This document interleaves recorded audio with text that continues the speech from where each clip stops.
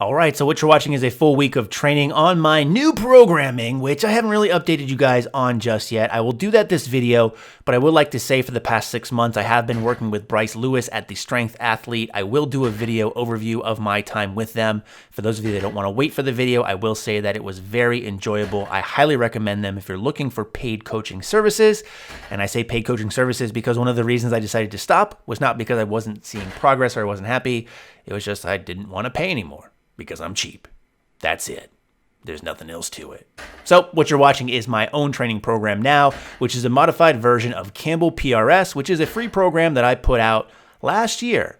So this is a modified version, and it's modified in a sense where I have to really accommodate for my own home gym now. I don't have the same equipment as I used to. Also been dealing with those shoulder and elbow issues. Need to make sure I train around that. And finally, there are just some movements or things that I wanted to implement because I felt I either needed them or I just wanted to do them, like bicep curls. I hadn't done a bicep curl in almost half a year.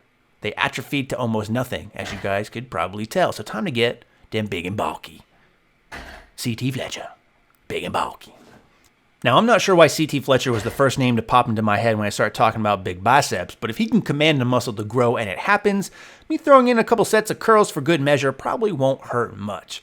And the way that this training program is really designated around is 4 main training days, those being deadlift, bench, squat, and another bench day, and then some designation of power, rep, or speed work.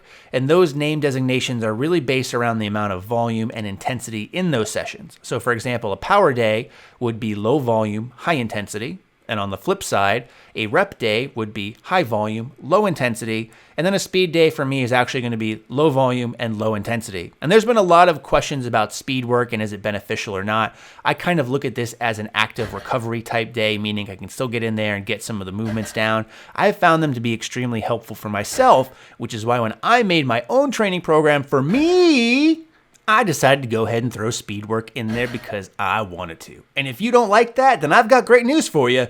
You're on the internet, which is the perfect medium for sharing your hate and displeasure in what others do with their own lives. So in addition to following that scheme of power, rep, and speed, those numbers are always programmed in, so I know exactly what I'm supposed to hit on that particular day, with the exception of being the strength day, as I allow myself to push those numbers further if I feel that they're there. Now, I bring up that point only because when we talk about assistance work, which is the next 1 to 2 exercises following the main compound, I don't necessarily have those programmed in. What I'll try to do is I'll select an exercise that I think really hits one of my weak points or just has very good carryover, and in most cases there's some sort of variation from one of the main compound lifts. And the reason I don't program these in is just because I'm not exactly sure how I'm going to feel on that particular day. It's one of the things I really took from the RPE scale. So what I'll try to do in a new training cycle is start a little bit more conservatively to ensure that I can get all reps and all sets. And once I do, I'll then start to bump up the weight each week. Or if I pick a really low number as far as when I start the training day, I'll not count that as one of my main working sets until I get to a weight that I feel more comfortable with. Now, after the assistance work is done, I'll move on to at least one more exercise, potentially more depending on how I feel, but those are always going to be based around back work, shoulder work, or tricep work, and all for good reason too. Back work is something that I really took away from Wendler 531 and running that for so long is you never see a weak guy with a very big back. You can see guys with big chests but still be weak in other lifts and vice versa, but if someone has a big back, usually they're pretty well rounded in their strength. Now, shoulder work is also very important to me because I think I've neglected it over the past couple of months, and I think that contributed to me being injured. And finally, tricep work, because I think that's one of the reasons why my pressing has also always just been terrible. I never really devoted time to it, so I want to make sure I add it in. Now, one of the things that I didn't mention, which I mentioned earlier in this video, is bicep work. So what about them biceps? How are you going to command them to grow if you're not really doing them? And I am doing them, as you can see here, although not that well and not that heavy, but I'm not going to program them in because I'm just going to use these as an add-on anytime I feel like I can do them after a training session or even on my off days. Just get in and do some good old-fashioned curl work.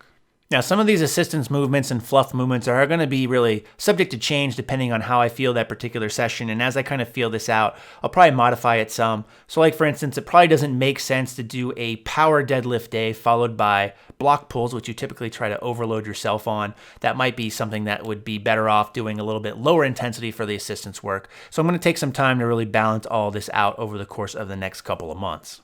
One of the other things I really like about this program for me specifically is it's one of the few that I've been able to disconnect from the days of the week problem that I've had on other training programs. What I mean by that is I'm usually a very scheduled and regimented person where I like to lift certain exercises, let's say squats, for example, on certain days of the week. Same thing with bench or deadlift, just have my preferred days.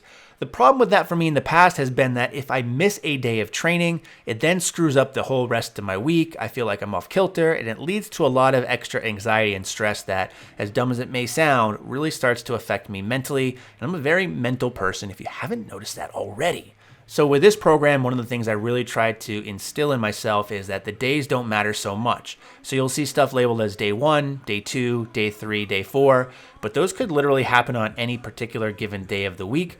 My rest days aren't regimented either. Ideally, I'd probably like to train 2 on, 1 off, 2 on, 2 off, given the course of a normal week span or 7 days. But to be honest, there's been some times where I just feel like I can train 4 days in a row, and I'll do that. And I'll take my off days when necessary. Now, I do have to keep in top of mind that as volume and intensity increase over the span of this program, it's more than likely going to be more and more important to take those off days when they come.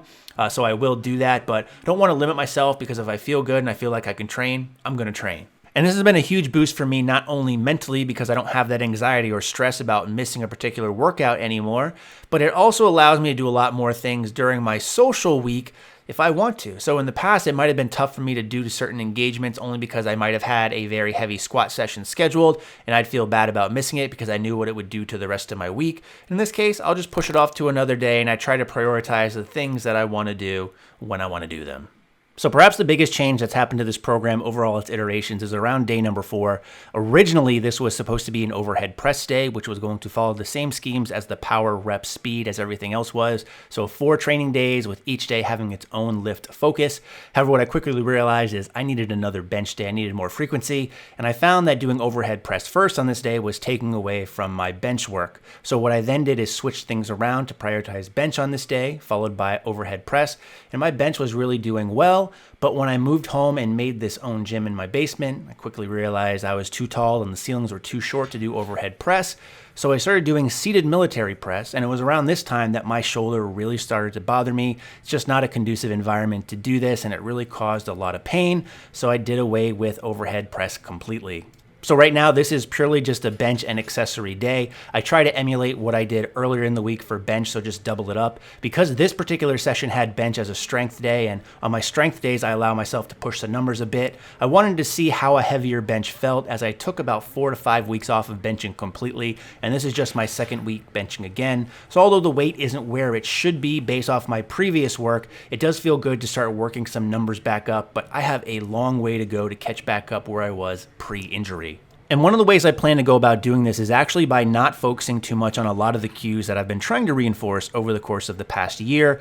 You guys know I've made videos about bench arch and hand position and leg drive and all this, and my bench has really decreased. Now, obviously, a big reason for that is the fact that I've been injured, but I found one of the ways that my squat got back to form after an injury is just really not focusing on the little things and instead just doing what feels normal and natural, and that's what I hope to do with the bench. That's where I'm going to wrap up this video because I've talked for way too long. You guys have seen a lot, and I haven't actually really talked too much about any of the training. Just so you know, the first couple of clips are the main compounds. Then I'm just showing really a quick clip of some of the accessory work. Don't want to show you all the sets and reps. However, I do log everything that I do in Fitocracy, which I always link in the description box below. And in future videos, I'll get more into the actual lifts themselves and why I chose some of the accessory work that I did.